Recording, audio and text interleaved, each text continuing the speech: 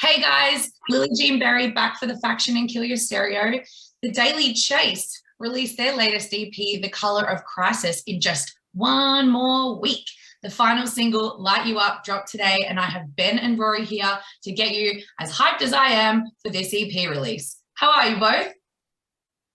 Yeah, really good. Good. How are you going? Excellent. Thank you so much for asking. Let's jump straight into it. Light You Up is a bit of a banger that kind of took me on a journey I wasn't really ready for. The track starts and it's really heavy before softening into this clean verse, and then before you kind of get to what you expect is going to be a chorus, Rory, you come absolutely raring, like, holy crap, I love it.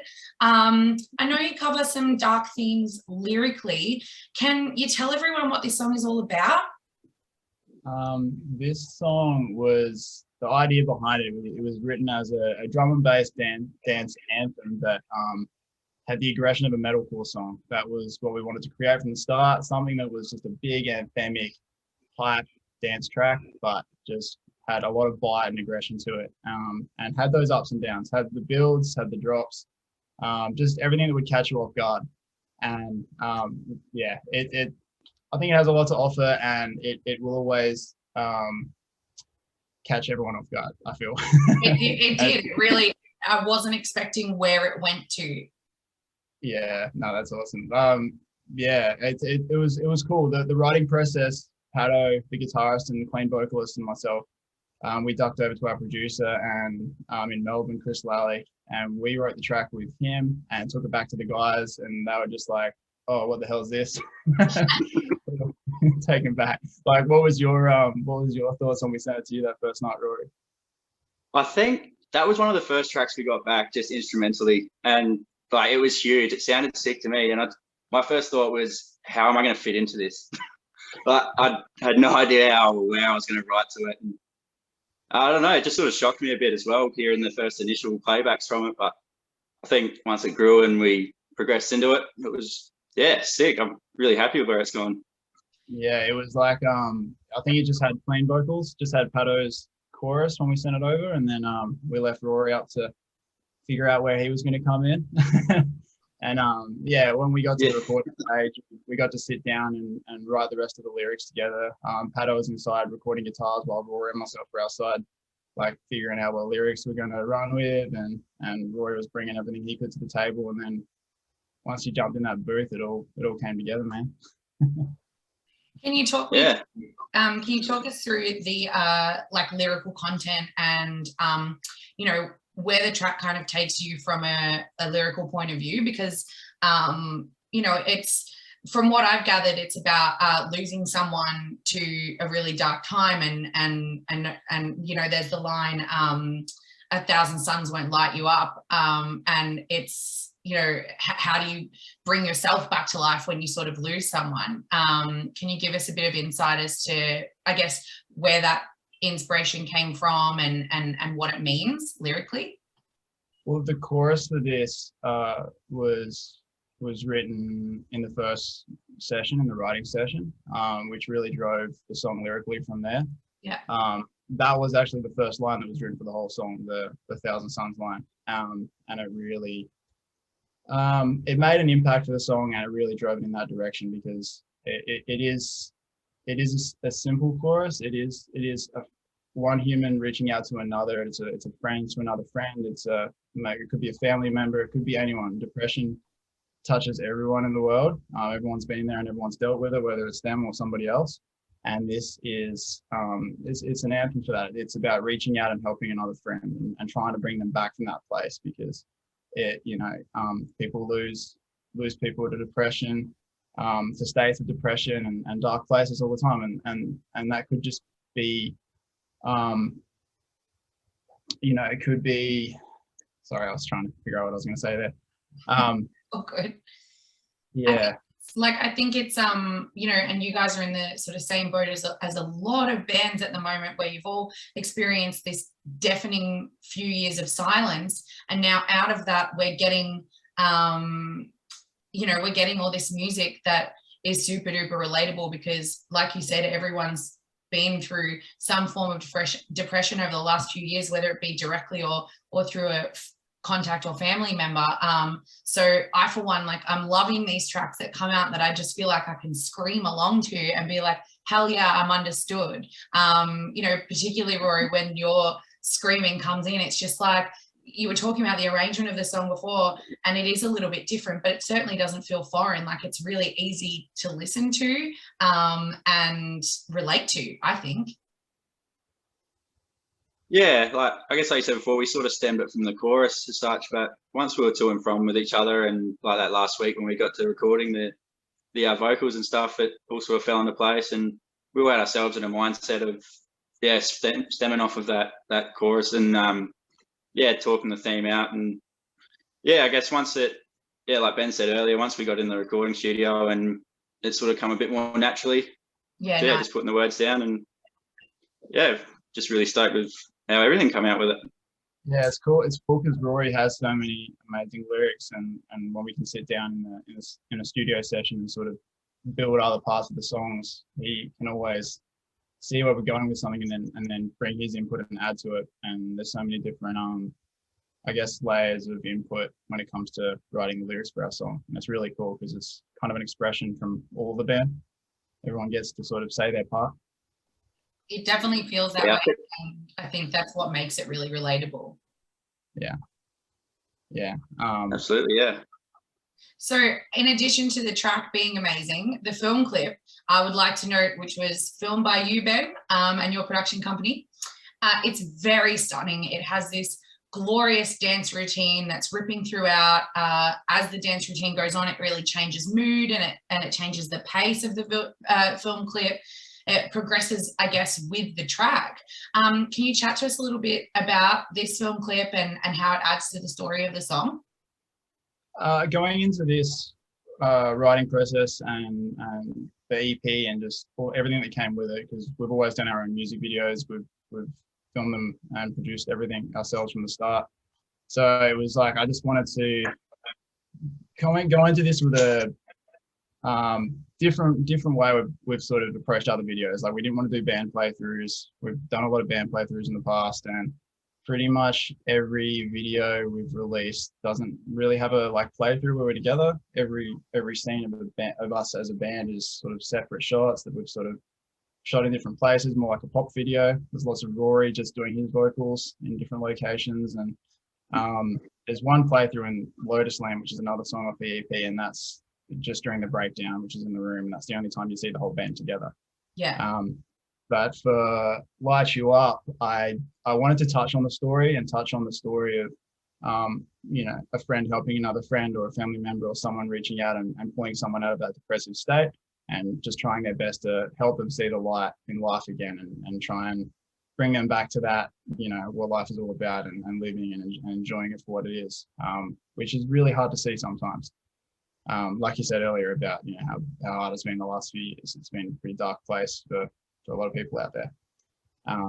But I didn't want to just write a narrative that was easy to I guess it's a narrative that was to the point. Like, I wanted to bring another element in, something that would be a little bit more for the interpretation and take what you want from it, Yeah. And I thought the best way to do that was through dance. I thought that would be really cool to have some dancers come in and tell the story for us through their dance that they would come up with. So we approached some local dancers in Wagga Wagga, New South Wales. That's where I'm currently living. And they, I showed them the track. I actually met up with them and their mum. Their name's Rohan and Carter Cummins, and their mum's name's Lisa. And they shout out. Shout out. They're awesome. They were so excited to get involved after hearing the song and hearing what I wanted to do. So I left them with the track for a couple of weeks, came back, and the first time I saw them dancing to the track was in the dance hall that we actually shot the video in. Wow. Yeah, I came in and they were rehearsing it, and I was like, oh my God. It was kind of emotional to see these, two dancers, these kids from Wagga, take something of ours and create something of their own from it. It was really, really cool. So there was a fully choreographed scene for all of the dance stuff that went to the whole track, and we shot it in a morning. We started at 4 a.m. and shot through to about 2 p.m. Yeah, and they're like their parents were there to help. Like help. They were like running and getting coffees and things, and it was cool. The dancing stuff was shot completely separately to the band plays there is. That was all shot over the Christmas break. We actually shot 4 music videos in one day. Oh Back my in South Africa. I'm hearing so much about this as I do more and more interviews. Everyone's like, oh yeah, we just like did a heap of them in a couple of days. I'm like, well, I guess if you don't know if we're going to go in and out of lockdown again, like smash them out while you can, right? Yeah, it's mental. So, but yeah, it was the same. Like, I when did you first hear about the dances, Rory? I think I just dropped it in the chat one day that I was adding like dance scenes to the clip. The thing working with Ben is he's very mysterious when it comes to that. Like, I remember you kind of touch on it a little bit, but pretty much the whole music video process for all of them, I think we don't really see or hear too much. He's like, wants our input on ideas and stuff, but we don't see it sort of being made until it's at a point of presentable. So yeah, when we first seen it, it was essentially a full draft clip, and it was amazing to see. Like, yeah, like Ben said, these 2 dancers have just put their own touch on one of our tracks, and it's not the sort of thing I would have expected to see one of our tracks ever put alongside. So I think that element of surprise there was pretty cool as well. Definitely. I was thinking back to like, you know, there's a few film clips that have come out, you know, in the last sort of 5-10 years where you've got those dancers doing some kind of a routine, but I've never seen it to something this powerfully heavy, I guess. And for me, it was really the colors that I picked up on, the way that they start in the darker colors and work towards lighter colors and then end up in this like this vibrant red dress. And right before what you kind of think is almost going to be a breakdown, where the young girl gets like picked up and spun around in this red number. Like, I actually feel like I had to lift my jaw up off the floor. It was so stunning. That's so cool. I'm really excited to you know, hear that feedback because we haven't shown a lot of people yet. So but yeah, that moment's really cool where she's in the mirror and she kind of pulls back into the lift and the but yeah, the whole video was progressively lit from start to finish. It all developed, and the end scene sort of matched in with Mark's vocal scenes at the end, where the lighting was the same, and it was pretty cool how that all worked out. And yeah, the costumes developed. I think she had three different costumes: the black to the white to the red. Rohan, she like was doing costume changes all morning and going from one dress to the other, and there was some she could do some lifts in, and some were like her performance dresses, which had a lot of like diamantes and things that they couldn't spin around with. So she had like this black one that she could do all the crazy ups and downs and all the, like, those kids are amazing. They're absolutely insane at what they do. Quite a learning experience for you, I'm sure. Yeah, I've never shot dancing before, so I was like figuring out where they were going on the dance floor and running around and trying to dodge them, and a few like backhands were flying past the lens, and it was crazy. Approach with caution. Yeah, but it was super fun, and they worked really hard. Like they were going absolutely flat knackers the whole morning, and were just spent by the end. Lisa said they both got home and just dropped on the bed and fell asleep. Like, I was just out of it. Yeah, it was cool, and it was cool using some younger people for the video and not like, you know, I guess mature, experienced dancers that have you know, been around the traps. These kids, it's the start of their career and they're getting into it, and it's really cool to showcase their skills through the video. And I just hope a lot of people see it and see how good they are. Me too. Now you've been getting some Mammoth playlist ads and a bit of love from Triple J and Unearthed. I was actually listening to Triple J driving one day. I heard Killjoy, not knowing what it was, Shazammed it and added it to my March Bangers playlist. How are you feeling about the response you've had to these tracks so far? What do you reckon, Rory?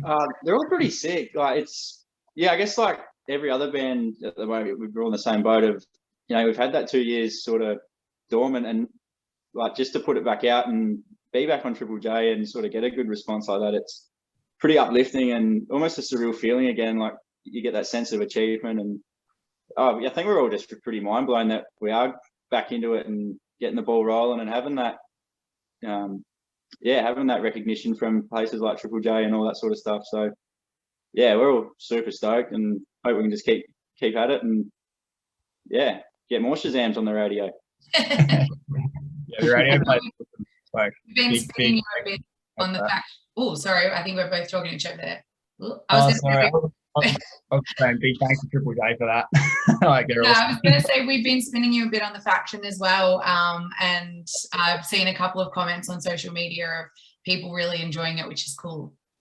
Oh, that's awesome. Yeah, the faction have always been very nice to us and for playing us, and big props to the faction as well. It's awesome to see the music getting some love there and the people liking what they're hearing. It's really cool.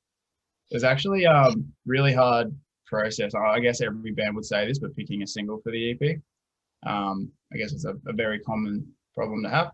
But we genuinely had a lot of trouble, and we still to this day question whether we picked the right ones, all three, because we love every song on the EP. I would be happy for any of them to have gone out as the first, second, or third single. So I just really can't wait for everyone to hear the rest of the tracks. Well, I think we literally just bounced between every day trying to pick, everyone had a favorite song a day, and it was just, this would be a single, this would be a single. And then to have 4 out of 6 songs have a video, it was pretty hard choices. Well, it's kind of the perfect segue into what my next question was, which is the EP is only a week away. We've got 3 out of 6 songs. Sort of how excited are you for everyone to hear the remaining tracks, and what can we expect from them? What do you reckon, Rory? I'm hanging for everyone to hear them. I still think there's a lot to offer on them that I hope people aren't expecting. We put a lot of time and effort into it, and just really hope that everything just falls into place and everyone's really stoked with what they hear. And I think it's just a step up for us as well, trying to branch out and get into something different. And recording with Chris as well, he, for me personally, pushed me into a few different directions, lyrically and vocally, to try. So I'm excited to hear people's reactions to some things on the EP, and just absolutely hanging for it to be out. It's been a long wait for us, and we're finally at the end, ready to release. Yeah, not much longer.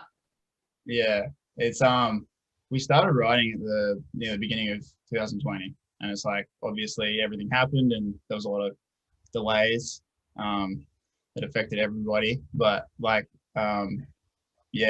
been sitting on these songs for what feels like a very long time, and the idea of this EP was to just push ourselves to the absolute limit and get out of the realm that sort of we've been stuck in for a while, which is just the classic metalcore sound, which we love to play, and it's super fun to play live, and it's what we grew up listening to. But musically and vocally, these songs are on a different level to our older stuff. We've pushed into a way more, I guess, sonically, there's a lot more electronics added to the music. Like I said, Light You Ups, we tried to make a dance anthem, and there's all sorts of stuff. I'm pretty sure Rory learned to rap on one of the mornings we were doing vocal recording. We need something in this section, so learn how to do this. So he went for a drive in his car and figured out how to do a style of vocals, which was, I guess, rapping in a sense. But became a bit of a running joke with Chris that he wanted something different from me every single day, or we didn't accomplish anything that day. So we really did strive to try and get a lot of different input and aspects out of it. So it was a big hustle, but definitely glad that it's there, ready to go. I like that it's got the different elements to it.